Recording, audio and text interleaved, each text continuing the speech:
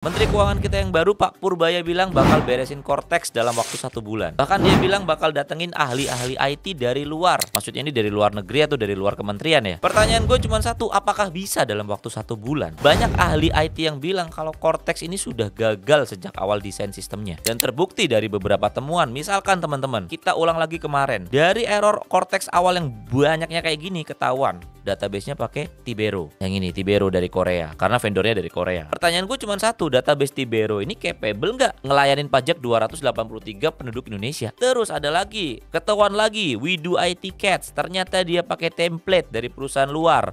Namanya CATS, Custom and Taxation System. Pajak Indonesia yang kompleks ini dan dengan budget 1,3 triliun dibuat pakai template software yang udah jadi, dimodifikasi sehingga jadi Cortex, diduga ya. Nah, ini bener-bener kesalahan desain yang menurut gua fatal dan menurut teman-teman yang lain juga. Makanya Cortex nggak beres-beres. Di sini gua mau mengedukasi kalian biar kalian tuh melek, terutama teman-teman yang ngerjain vendor-vendor pemerintah. Kalau ngerjain software itu nggak sebatas fungsionalnya bisa aja. Maksudnya gimana bang? Ya nggak sebatas misalkan di Cortex buat NPWP. Kalian cuman uji, oh gue bisa nih register Cortex terus gue buat NPWP. Dari sebelumnya gue nggak punya NPWP di salah satu kantor pajak tertentu. Oh sukses nih. Nggak cukup sampai situ. Lu harus mikirin gimana kalau ada 100.000 orang buat NPWP bareng-bareng bersamaan. Gak sekedar fungsionalitasnya aja jalan, tapi dari segi skalabilitas dan reliability-nya nggak pernah dipikirin. Nah ini yang terjadi sama Cortex. Gua yakin, seyakin-yakinnya ketika uji fungsionalitas di Cortex semua fiturnya jalan, tapi nggak pernah diuji gimana kalau dia diakses sama penduduk Indonesia yang banyaknya kayak gini. Makanya error, makanya nggak bisa dibuka.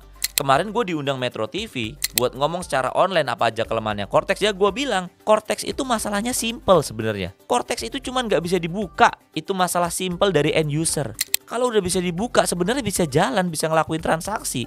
Tapi masalahnya nggak bisa dibuka. Nah ini kenapa? Nah untuk tahu kayak gini teman-teman, nggak bisa yang ngerjain cuma junior programmer atau anak magang. Harus orang yang ngerti high level design. Karena apa? Gue tunjukin ke kalian ya. Gue udah coba ngebuat namanya table skalabilitas. Jadi kalian tuh harus ngerti aplikasi atau software atau website yang diakses 100.000, 10.000, 100.000 dan sejuta orang lebih itu beda. Mungkin kalau lu cuma diakses 100 orang monolitik. Tapi kalau udah 1 juta orang lu udah main sharding database, udah main cache-nya multi layer. Coba kita lihat satu-satu ya. Misalkan lu diakses 100 orang, ya udah monolitik lah, cukup lah. 1.000 orang monolitik plus load balancing. Lu tambahin tuh dari monolitik tuh beberapa server ada. 10.000 lu udah harus pecah tuh.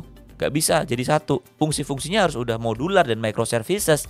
NPWP sendiri, laporan PT sendiri. Ketika udah nyampe 100.000 orang, lu harus berpikir tentang auto scaling. Di sini gue contohin pakai Kubernetes atau auto scale. Itu semua orang tahu lah. Ketika udah diakses 1 juta orang, yang mana itu adalah trafficnya Cortex yang sekarang, lu harus udah mikirin multi-region cloud. Misalkan disimpan di PDNS, Pusat Data Nasional, ya disimpan di beberapa server PDNS. Jangan cuma aplikasinya deh, database-nya juga harus multi-region, harus banyak replikasinya. Nah ini udah capable belum? Ketika Cortex launching, mana hasil testingnya? Dites beneran nggak dengan skalabilitas yang ada? Itu yang jadi masalah. Nah kalau mau dibenerin dalam waktu sebulan, fokusnya ke itu dulu, ke skalabilitas dulu. Nah masalahnya yang udah dibuat ini scalable nggak? Contohnya gampang. Contohnya gimana? Kita punya body Ferrari nggak? Sekarang ini kalau memang Cortex itu bagus, dia bodinya udah Ferrari, mungkin mesinnya baru Avanza. Tapi kalau kita ganti mesin Ferrari karena cocok sama bodi dan frame dan rangkanya, dia bisa lari kenceng. Tapi kalau Cortex awalnya bodinya bodi Avanza, terus diatur skalabilitasnya dikasih mesin Ferrari, itu jebol, bodinya sama aja bohong. Dan gue juga mempertanyakan kapabilitas vendor luar negeri yang mengerjakan tersebut. Padahal vendornya luar negeri, kenapa nggak pilih anak bangsa kita yang pinter-pinter? Banyak loh orang-orang yang di layoff startup, orang-orang dengan lebih jago dari gua, jauh. Mereka setiap hari ngurusin aplikasi yang skalabilitasnya tinggi karena mereka di startup kan, yang diakses jutaan orang. Kenapa nggak berdayakan mereka? Itu kan logika basic aja. Kita punya startup yang paling gede dulu di Asia Tenggara. Sebelum kesusahan invest kayak gini, sebelum tech winter kayak gini, kenapa nggak pakai mereka? Terus gue sampai buatin ya skema arsitekturnya per skala pengguna. Misalkan nih, kalau 100 user monolith sederhana, ya elah ini mah cuma anak SMK lulusan RPG juga bisa. App server, MySQL, database-nya, object storage-nya, bisa local atau CloudBucket atau S3 compatible lah loggingnya. Tapi kalau udah bicara sejuta, lihat dong, harus ada pakai CDN-nya, Edge CDN atau plus Compute Edge ya. Terus harus ada georoutingnya nih kalau skala software internasional ya. Enggak juga nggak apa-apa. Nah, terus harus ada web application firewall-nya biar nggak bisa di DDoS. Harus ada global load balancer-nya. Load balancer-nya aja harus ada per region-nya. Per region punya Kubernetes sendiri atau Istio sendiri. Ada API gateway-nya, ingress-nya, ada caching-nya, ada database-nya. Ini baru region 1, belum region 2. Region 2 punya cache sendiri. Banyak pokoknya. Kita bicara sistem yang sekomplek ini loh.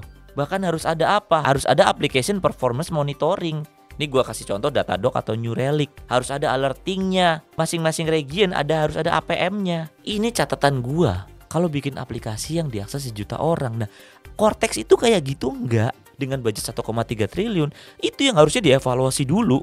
Jadi kalau dibenerin sebulan mungkin bisa.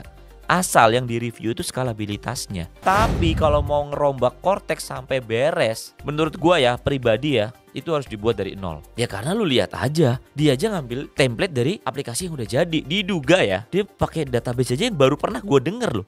Tibero, apa itu? Dan satu lagi, penutup ya. Kalian pasti mungkin menganggap ini nggak penting ya.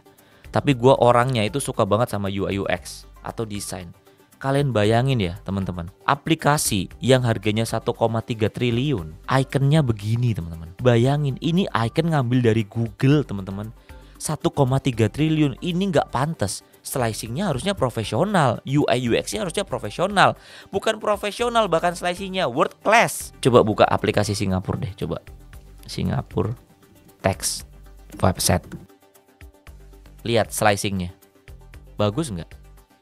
Bagus. Rapi websitenya, sesuai dengan budgetnya. Gue yakin juga nggak 1,3 triliun ini. Ya itu teman-teman, sekian marah-marah gue selama beberapa menit tentang Cortex. Semoga bisa menjadikan pencerahan bagi kalian ya. Gimana sih caranya benerin Cortex? Bisa nggak sebulan benerin Cortex? Bisa, tapi fokus ke scalability-nya. Dan kalau mau buat Cortex dari nol, tolong libatkan anak-anak bangsa Indonesia. Banyak yang pinter. Itu catatan gue buat pemerintah ya. Nggak usah pakai vendor-vendor luar. Banyak anak Indonesia kita yang capable. Banyak software house di Indonesia yang capable. Terima kasih udah nonton sampai akhir. Jangan lupa aktifin lonceng dan subscribe channel ini biar channel gue makin berkembang. Thank you.